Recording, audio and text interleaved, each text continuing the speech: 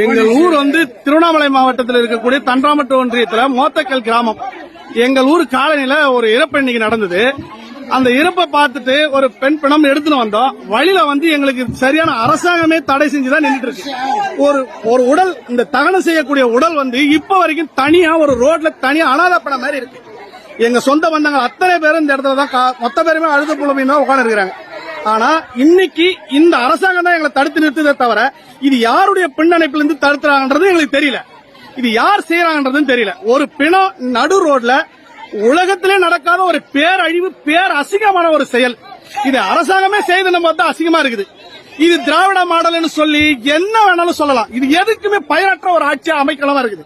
இது எப்படி இது சரியான ஒரு தீர்ப்பா? இது இந்த நாட்டில் இப்படி எந்த உலகத்திலேயாவது 21ஆம் நூற்றாண்டுல கூட இந்த நாட்டு நடக்குது?